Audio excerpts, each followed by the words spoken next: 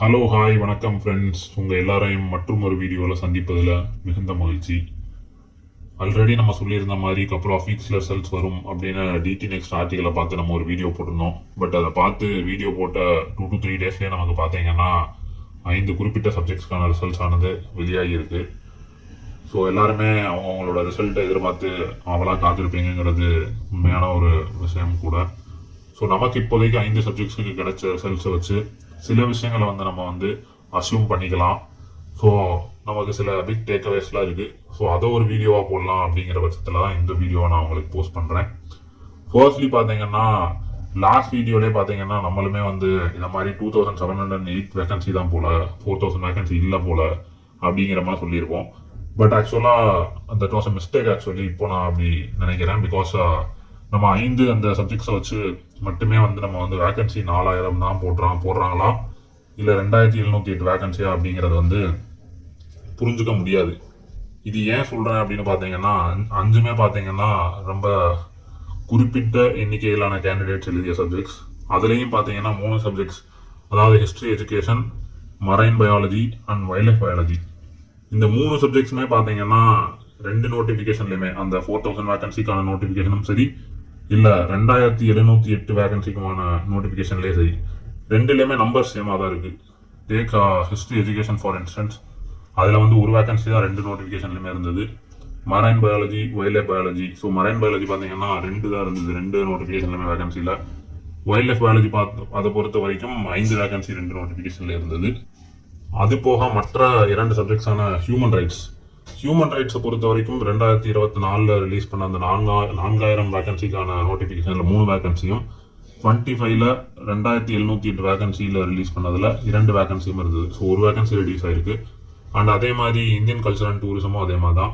Like earlier 4 வேகன்சிக்கும் 2708 வேகன்சியில் 3 vacancy இருந்தது. So 1 vacancy அங்கே reduce ஆயிருக்கு. ஸோ எல்லாமே நமக்கு தெரிஞ்ச விஷயம் தான். 5க்கு கீழே வேகன்சிஸ் இருந்தால் 1:3 அப்படிங்கிற ரேஷியோவில் இன்வைட் பண்ணோம். பட் இந்த 5 சப்ஜெக்ட்ஸையும் பொறுத்த வரைக்கும் நமக்கு மோஸ்ட்லி அந்த நம்பர்ஸ்க்கு ஏற்ற மாதிரி கேண்டிடேட்ஸ் கிடைக்கல. அது நம்ம ஒவ்வொரு சப்ஜெக்டோட கீழேயுமே நோட் அப்படின்னு போட்டு அவங்களே குறிப்பிட்டிருந்தாங்க.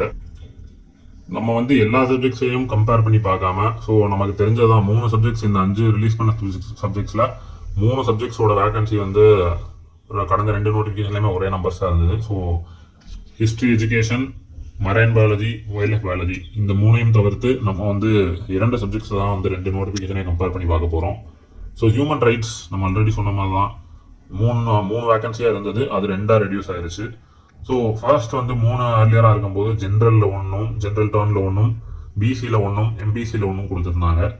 அது 25ல் 2708 வேகன்சியாக ரெடியூஸ் ஆகும்போது பிசிக்கு 1, எம்பிசிக்கு 1 கொடுத்துருந்தாங்க. அந்த ஜென்ரல் டர்னை ரிமூவ் பண்ணிட்டு, அதன்படி பார்த்தீங்கன்னா ஹியூமன் ரைட்ஸில் 2708ன்னு வச்சாலுமே கூட 2 வேகன்சி அப்படின்னு எடுத்துக்கிட்டோம்னா அது 1:3 அப்படிங்கிற அடிப்படையில் 6 பேரை இன்வைட் பண்ணும்.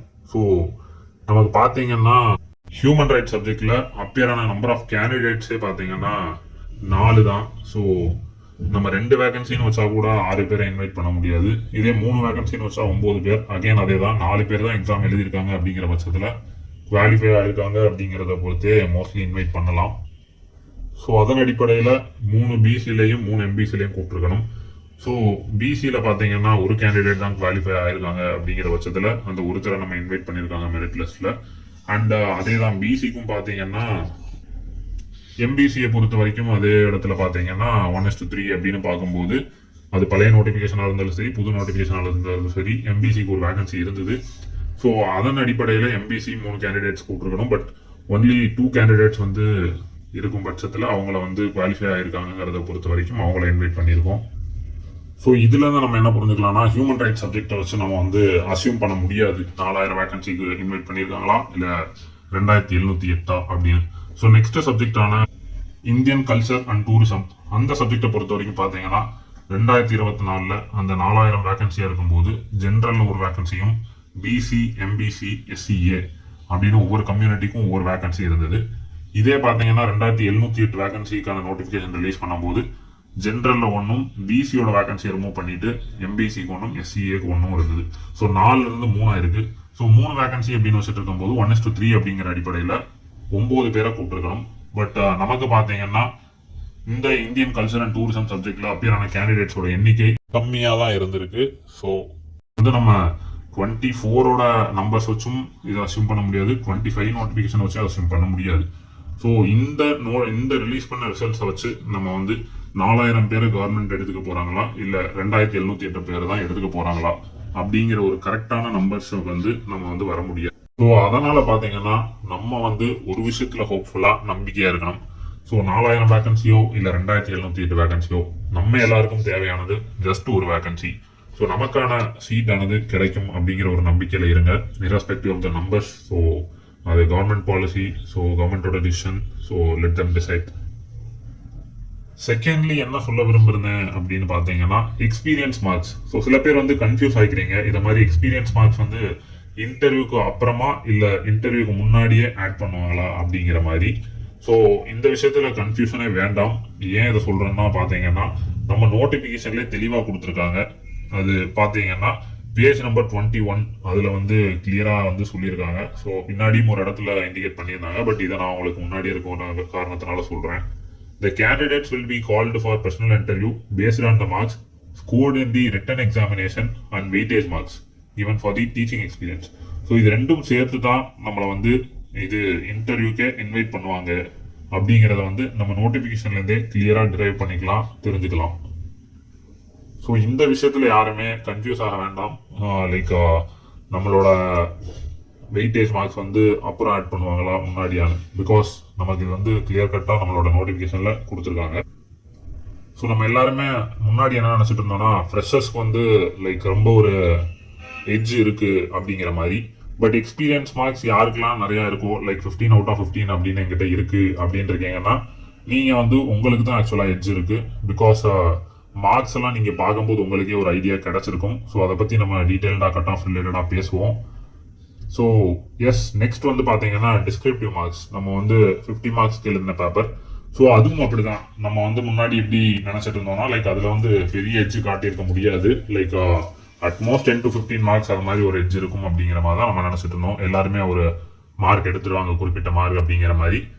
பட் கரெக்ஷன் வச்சு பார்க்கும்போது, மார்க்ஸ் வச்சு பார்க்கும்போது நம்ம என்ன தெரிஞ்சுக்கலாம்னா இது வந்து ப்ரொஃபசர்ஸ்க்கான எக்ஸாம். ஸோ வந்து குவாலிட்டி அவங்க ப்ரிஃபர் பண்ணியிருக்காங்க ஒரு quantity. Because as you all know அங்கே வந்து 5 pages கொடுத்துருந்துருக்காங்க. ஸோ மோஸ்ட்லி எல்லா ஆஸ்பிரன்ஸுமே 5 pages ஃபில் பண்ணியிருப்பாங்க. பட் குவாலிட்டியா யார் எக்ஸாம் எழுதியிருக்காங்களோ அவங்களுக்கான மார்க்கை கொடுக்கும் பட்சத்துல தான் இது மாதிரி ஒரு பெரிய டிஃபரன்ஸ் வந்து நம்மளால பார்க்க முடியும். Because as far as we have seen நம்ம வந்து ஃபர்ஸ்ட் மார்க் வந்து அரௌண்ட் 40 சம்திங் எடுத்துருக்கோம். மினிமம் மார்க் அப்படின்னு பார்க்கும்போது சிங்கிள் டிஜிட்ஸ்லேயே மார்க் வந்திருக்கு. ஸோ நம்ம அசியூம் பண்ணிக்கிறது வந்து குவாலிட்டி ஓவர் குவான்டிட்டி அப்படின்னு அசியூம் பண்ணிக்கலாம். ஸோ எஸ், நெக்ஸ்ட் விஷயம் வந்து லாஸ்டா என்ன சொல்லிக்க விரும்புறேன்னா கட் ஆஃப். நம்ம முன்னாடியே சொன்ன மாதிரி கட் ஆஃப் ஆனது ரொம்பவே கம்மியா வந்திருக்கு. சில சப்ஜெக்ட்ஸ்லாம் இப்போதைக்கு ரிலீஸ் ஆன சப்ஜெக்ட்ஸ் பொறுத்த வரைக்கும் கேண்டிடேட்ஸே இல்லை. ஸோ மோஸ்ட்லி பார்த்தீங்கன்னா அவங்கெல்லாம் வந்து குவாலிஃபை ஆகிற பட்சத்திலேயே அவங்களுக்கான சான்ஸ் வந்து இன்க்ரீஸ் ஆகுது. ஸோ இஃப் இன்கேஸ் நீங்கள் வந்து தமிழ் எலிஜிபிலிட்டி டெஸ்ட் நல்லா பண்ணியிருக்கீங்க, ஓவர் 70 to 80 மார்க்ஸ் எடுத்திருக்கீங்க அப்படிங்கிற பட்சத்தில் நீங்கள் வந்து இன்டர்வியூ ப்ரிப்பரேஷனை கண்டினியூ பண்ணிகிட்டே இருங்க. பிகாஸ் நம்ம வந்து சர்டன் ஃபேக்டர்ஸ்லாம் பார்க்கும்போது 2708 வேகன்சியா 4000 வேகன்சியா அப்படின்னு ஒரு கிளியரான ஐடியா இல்லை. ஸோ நமக்கும் கட் ஆஃப் பற்றி பெரிய ஐடியா கிடையாது. லைக் கட் ஆஃப் கம்மியாகும் அப்படிங்கிறத நம்ம அசியூம் பண்ணிக்கலாமே ஒழிய நமக்கு வந்து எக்ஸாக்டாக அந்தந்த சப்ஜெக்டோட கட் ஆஃப் வந்து ப்ரெடிக்ட் பண்ண முடியாது. பிகாஸ் ஒவ்வொரு சப்ஜெக்ட்டுக்கும் ஒவ்வொரு நம்பர் வேரி ஆகும். 4000 அப்படின்னு இருக்கும் பட்சத்தில் ஒரு சப்ஜெக்ட்டுக்கு வந்து ஒரு நம்பர் இருக்கும். அதே வந்து 2708 வேகன்சி அப்படிங்கும் போது அந்த சப்ஜெக்ட்ல வந்து ஒரு சேஞ்ச் இன் நம்பர்ஸ் இருக்கும். ஸோ வந்து நீங்க அதெல்லாம் யோசிக்காம நீங்க வந்து தமிழ் எலிஜிபிலிட்டி டெஸ்ட்ல குவாலிஃபை ஆகிறீங்க அண்ட் நீங்க வந்து ஓவர் 70 மார்க்ஸ் ஸ்கோர் பண்ணிடுவீங்க கண்டிப்பா அப்படிங்கிற பட்சத்துல கண்டிப்பா நீங்க வந்து உங்களோட இன்டர்வியூ ப்ரிப்பரேஷனை தொடர்ந்து பண்ணிக்கிட்டே இருங்க.